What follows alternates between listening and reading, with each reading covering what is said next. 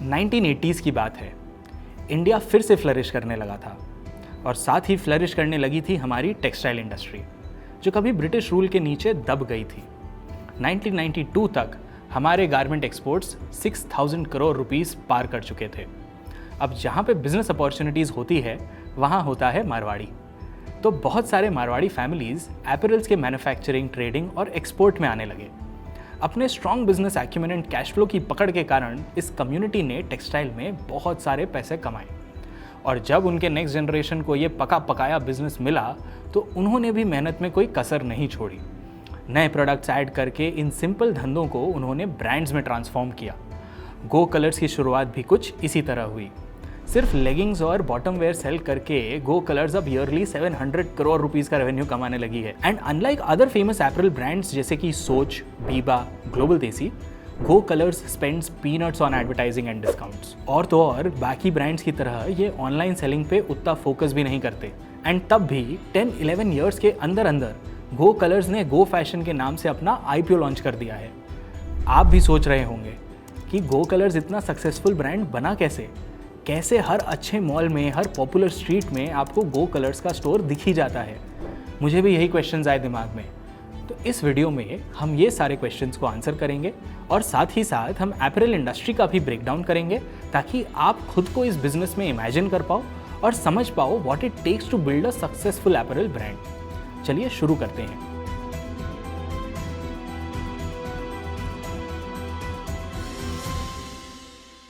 A 21-year-old boy, a decades-old family business, and the biggest and the longest lull in the apparel industry. कुछ इस तरह start होती है गो colours की story. Apparel exports 2006 में काफ़ी तेज़ी से बढ़ रहा था, बट 2010 तक एक्सपोर्ट्स बढ़ने की जगह गिरने लग गए। 2008 फाइनेंशियल क्राइसिस के बाद मार्केट में स्लो डाउन आ गया था और चाइना एंड टर्की जैसे कंट्रीज प्राइस कंपेटिटिव हो गए थे एंड इंडिया के एक्सपोर्ट्स उनसे कम्पीट नहीं कर पा रहे थे। अब इसी टाइम पे 22-year-old गौतम सरावगी ने भी अपना एपरल एक्सपोर्ट्स बिजनेस ज्वाइन किया और मार्केट में मंदी देख के वो एपरल इंडस्ट्री में दूसरी अपॉर्चुनिटीज ढूंढने लगे। उन्होंने men's wear, women's wear, kids wear इन सभी सेगमेंट को स्टडी किया और उनको एक ट्रेंड पकड़ में आया। उस टाइम इंडियन विमेन का अटायर चेंज होने लगा था। इंडियन विमेन अब कंफर्ट ढूंढ रही थी। वो कुर्ती विद जीन्स या लेगिंग्स के ऊपर टी-शर्ट जैसे कॉम्बिनेशंस ट्राई करने लगी थी। तो इस चेंजिंग ट्रेंड को देख के इंडस्ट्री प्लेयर्स कुर्तीज़ वगैरह पे फोकस करने लगे थे, लेकिन बॉटम वेयर मार्केट की तरफ स्पेसिफिकली किसी का ध्यान नहीं था। इसी गैप को आइडेंटिफाई करके चेन्नई के सरावगीज ने गो कलर्स बनाया। बट ये एक ऐसा दौर था जब न्यू बिजनेस स्टार्ट करना इतना आसान काम नहीं था। ऑनलाइन मार्केट तो नेग्लिजिबल था, फ्लिपकार्ट बहुत छोटा था और अमेजॉन तो तब तक इंडिया में आया भी नहीं था। तो प्रोडक्ट डिस्ट्रीब्यूशन के लिए उनके पास 3 ही ऑप्शन थे: मल्टी ब्रांड आउटलेट जिसे MBO कहते हैं, लार्ज फॉर्मेट स्टोर जिसे LFS कहते हैं एंड एक्सक्लूसिव ब्रांड आउटलेट्स जिसे EBO कहते हैं। गौतम सरावगी को सबसे अट्रैक्टिव लार्ज फॉर्मेट स्टोर्स लगा। इसमें Reliance trends, shopper stop, lifestyle जैसे बड़े प्लेयर्स आ जाते हैं। अगर वो इन बड़े स्टोर्स के साथ डील क्रैक कर पाते तो उनको ऑटोमेटिकली कस्टमर से एक अच्छा ब्रांड होने का वैलिडेशन मिल जाता। इससे बेटर मार्केटिंग उनके लिए क्या हो सकती थी।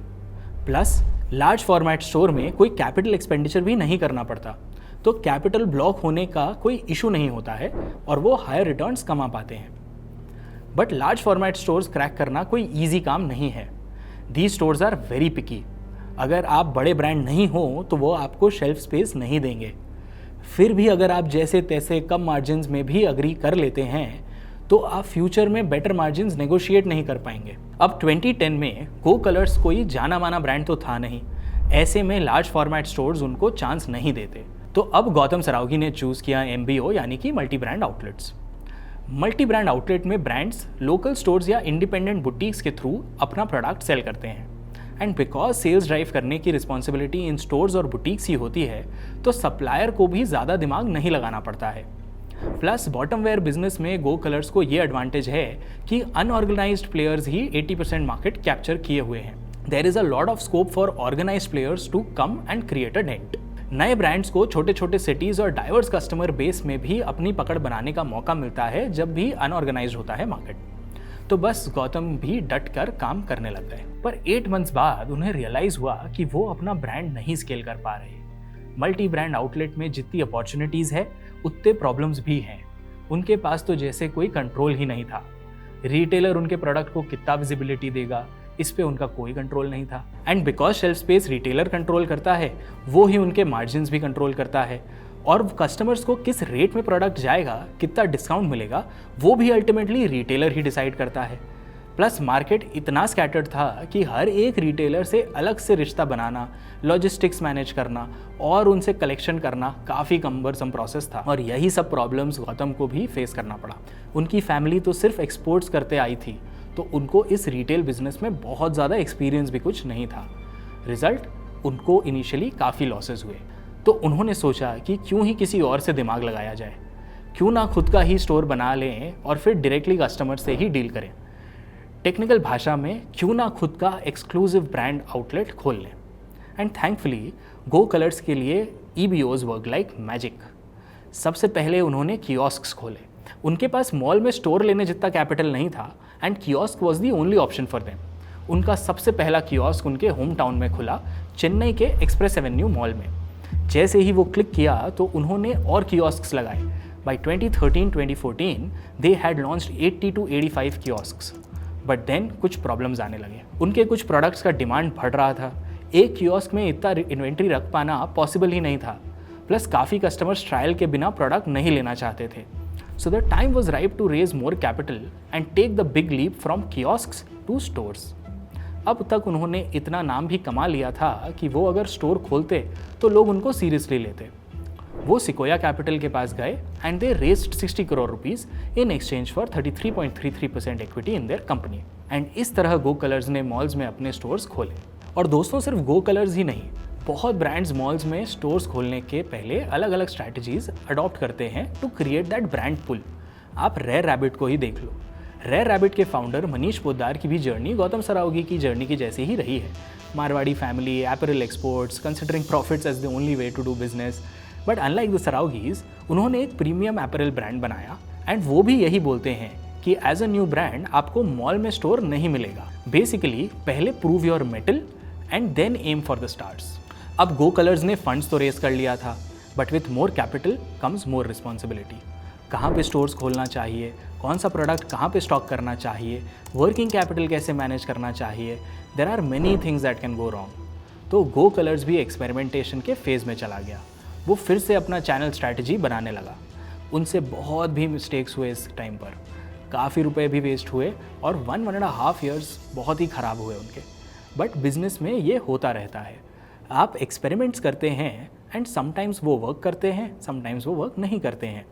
अगर वो ऐसा नहीं करते तो उन्हें पता नहीं होता कौन सा मॉडल बेस्ट वर्क करेगा एंड मे बी आज वो इतना सक्सेसफुल नहीं हो पाते। So once Go Colors came out of that experimentation zone and decided to double down on exclusive brand outlets, they worked with laser sharp focus. उनके पास 3-4 problem statements थे and उन्होंने उस पर ऑब्सेसिवली फोकस किया and उन्हें solve किया। For example, go Colors ने अपना कैपिटल काफ़ी एफिशिएंटली मैनेज किया है। IPO के टाइम तक वो सिर्फ 100 करोड़ रुपीस का कैपिटल यूज़ करके लगभग 400 करोड़ रुपीस का रेवेन्यू जनरेट करने लगे थे। ये कैसे हुआ? एक तो उन्होंने अपने मार्जिन्स को हमेशा 60% के ऊपर रखा और दूसरा उनका इन्वेंट्री मैनेजमेंट भी बहुत सॉलिड था। They had invested in good analytical tools and they had an inventory turnover ratio of nearly 3.5 times. अब ये क्यों मैटर करता है, चलिए एक एग्जाम्पल से एक्सप्लेन करता हूँ। सोचिए आप शेयर्स का ट्रेडिंग करते हो और आपके पास 10 लाख रुपीज़ कैपिटल है ट्रेडिंग करने के लिए। Now, if you buy shares worth 10 lakh rupees, you can make a profit of 2 lakh rupees, let's say 20% का मार्जिन है। तो आप सोचिए, अगर साल में आप 8 बार ट्रेडिंग कर पाए तो आप 16 लाख रुपीज़ का प्रॉफिट कमा पाएंगे। लेकिन वहीं पर अगर आपका स्टॉक साल भर भी क्लियर ना हो एंड ईयर एंड में जाके क्लियर हो तो आप सिर्फ 2 लाख रुपीज़ का प्रॉफिट कमा पाओगे। तो अब आप बताइए आप क्या प्रेफर करेंगे? जितनी बार स्टॉक क्लियर कर पाओ उतना better, right? But stock turnover high रखने के लिए it is important that you don't carry a lot of unnecessary inventory and at the same time it is also important that you don't miss out on important products. जैसे bottom wear market में usually women अपने specific colours और designs के requirement के साथ shopping करने निकलती हैं। If they don't find what they are looking for, you will lose sales. तो राइट बैलेंस होना बहुत ज़रूरी है। Coming back to Go Colors, as a result of all these efforts उनका रिपीट परचेज काफ़ी हाई है। आज के दिन जब कस्टमर्स लॉयल्टी बार बार चेंज करते हैं, न्यू प्रोडक्ट से फ्लर्ट करते हैं, तब भी गो कलर्स के customers come back to their stores 5 times in a year। इस हाई रिपीट रेट के कारण आज के दिन Go Colors is present in 160 cities with 714 exclusive brand outlets and that contributes around 73.2% of their entire revenue. और उनका large format store का सपना भी पूरा हो गया है। आज के दिन Go Colors is present across all the Reliance, Shopper Stop, Future Group and Lifestyle stores. लेकिन आप सोच रहे होंगे कि अगर आपका बिजनेस इतना फैला हुआ है, आपके इतने सारे स्टोर्स हैं, तो पता कैसे चलेगा कि कौन सा स्टोर सक्सेसफुल है और कौन सा स्टोर फेल हो रहा है? आपका खुद के ही स्टोर्स पे कंट्रोल कैसे होगा? गो कलर्स के केस में गौतम सरावगी ने रेंट टू रेवेन्यू रेशियो को अपना नॉर्थ स्टार मेट्रिक बनाया। उन्होंने देखा कि इंडस्ट्री में 15% रेंट टू रेवेन्यू रेशियो को अच्छा माना जाता है। मीनिंग 100 रुपीज़ रेवेन्यू के बदले अगर आप 15 रुपीज़ या 15 से कम का रेंट दे रहे हो तो आप अच्छे कंडीशन में हो। बट क्या ये एक रूल है जो हमेशा वर्क करेगा? किसी भी रेशियो को ऐसी पत्थर की लकीर नहीं मानना चाहिए। आपको उसका कॉन्टेक्स्ट समझना पड़ेगा, आपको उस रेशियो को फील करना पड़ेगा to understand if it will make sense for you और नॉट। तो चलिए देखते हैं इस 15% रेंट टू रेवेन्यू रेशियो के पीछे का कॉन्टेक्स्ट क्या है। सी, अगर आपका ग्रॉस मार्जिन लगभग 60% है, then for every 100 rupees revenue you are making a gross profit of 60 rupees. आपके खर्चे अगर 60 रुपीज़ के ऊपर हुए तो आपको लॉस होने लगेगा। So having a 15% rent to revenue ratio still leaves the scope for having salary, marketing and other expenses to be around 45 rupees, which is usually a comfortable enough margin for the apparel industry. यहीं पे अगर कोई businessman बहुत ज़्यादा discount दे दे तो उसके लिए ये 15% रेंट टू रेवेन्यू रेशियो का बेंचमार्क वर्क करना बंद हो जाएगा and they will probably have to aim for a lower rent to revenue ratio. But ये सब तो हो गई टेक्निकल बातें। आपको पता है मुझे पर्सनली गो कलर्स की जर्नी के बारे में सबसे अच्छी बात क्या लगी? देयर एबिलिटी टू से नो टू थिंग्स। उन्होंने बहुत चीज़ों के लिए ना बोला। आजकल ब्रांड्स मार्केटिंग पे कितना ज़्यादा फोकस करती है वो सब हम देखते ही हैं। आए दिन हम social media campaigns, influencer marketing, community building activities, discount coupons कुछ ना कुछ देखते ही रहते हैं। गो कलर्स के कॉम्पिटिटर्स ही देख लीजिए, वो लायरा वाला ब्रांड मूवी थिएटर्स में उसका भी आपने ऐड देखा ही होगा। But Go Colors had a very different approach to look at things. उनके हिसाब से उनके स्टोर फ्रंट्स ही उनके लिए बेस्ट मार्केटिंग व्हीकल्स हैं। तो वो सही लोकेशन पे स्टोर खोलने पे ज़्यादा फोकस करते हैं, even if it costs more at times. कहाँ पे कस्टमर फुटफॉल ज़्यादा है, कहाँ पे उनसे रिलेटेड प्रोडक्ट्स के स्टोर्स हैं, ये सब फैक्टर्स कंसिडर करके they open their exclusive brand outlets. On the other hand they keep their marketing spends at less than 5% of the revenue. In fact वो डिस्काउंट्स दे के सेल्स इंक्रीज करने में विश्वास नहीं करते हैं। Their discounted sales are just less than 3% of their revenues. This is like one of the best in the industry. और सिर्फ मार्केटिंग स्पेंड्स ही नहीं, they also say no to category expansion.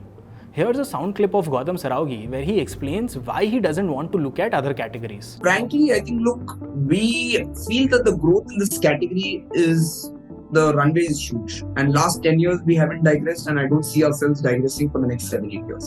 Now, I'll tell you why. Because look, if you're in a particular category where you're able to grow more than 20-30% every year, there's no need for you to look at adjacencies. And I think we've not reached that time where we have exhausted the bottom wear category. So see, today a brand is a unique identity, right? And the customer sees you and they perceive you in a way before buying your products. Today, the minute you start extending into different categories, you're trying to confuse the customer. Your identity is very important. So it's good to go in adjacencies, but you should go in those adjacencies only when you see that you've exhausted your current category. As long as you can grow at 20-30% every year on year and the market is big, there's no need for anyone to go into other areas. And we've not done it. We've kept life very simple. We've kept doing the same thing for the last 10 years, and I don't see ourselves doing anything different in the next 10 years as well. When we're having the growth, why to complicate? तो वो categories expansion नहीं करना चाहते। They have 8% market share right now and अभी काफ़ी scope है उनका खुद ही के सेगमेंट में ग्रो करने का। But what about backward integration? अगर बॉटम वेयर में ही अगले 10 साल और फोकस करना है तो क्यों ना उनका supply chain end to end वो खुद ही कंट्रोल कर लें, खुद ही मैन्युफैक्चरिंग भी कर लें। Well, Go Colors has said a strict no to this as well. जिस स्पीड से उनका सेल ग्रो कर रहा है, अगर उसी स्पीड से उनका मैन्युफैक्चरिंग नहीं ग्रो किया तो बहुत प्रॉब्लम आ सकती है। And remember how profits are king. अगर आप आउटसोर्स करके better quality and lower price पे प्रोडक्ट प्रोक्योर कर सकते हो, देन व्हाई नॉट। इसीलिए गो कलर्स खुद फैब्रिक खरीद के फैक्ट्रीज को सप्लाई करते हैं। दिस इंश्योर्स कि क्वालिटी भी बनी रहे और वर्किंग कैपिटल इश्यूज भी ना आए और फैक्ट्री चलाने के झंझट में भी ना पड़े। तो दोस्तों, सबसे अमेजिंग तो मुझे यही लगता है कि कैसे गो कलर्स चीज़ों को सिंपल रखता है, बट ऐसा जिगरा कुछ ही लोगों में होता है। वॉरेन बफे की माने तो the trick is when there is nothing to do nothing, but इसके लिए you need a lot of conviction in yourself. और इसीलिए हमने आज गो कलर की कहानी पिक की है, ताकि हम आपको बता पाएँ कि लेगिंग्स जैसे नो डिफरेंशिएशन कैटेगरी में भी बिजनेस बनाना मुमकिन है। सालों साल सेम चीज़ पे ही बेट लेकर उसको ग्रो कर पाना मुमकिन है। वीडियो अच्छा लगा तो इसे ज़रूर लाइक करना एंड अपने फ्रेंड्स से ज़रूर शेयर करना। फिर डिस्कस करना कि ऐसे कौन से ब्रांड्स हैं जिनकी सिमिलर स्टोरी है, और कुछ भी इनसाइट्स आपको अच्छे लगे हों या आपके और भी क्वेश्चंस एंड सजेशंस हों तो वो आप कमेंट्स में बता देना। मैं शांतनु जैन मिलता हूँ आपसे नेक्स्ट वीडियो में।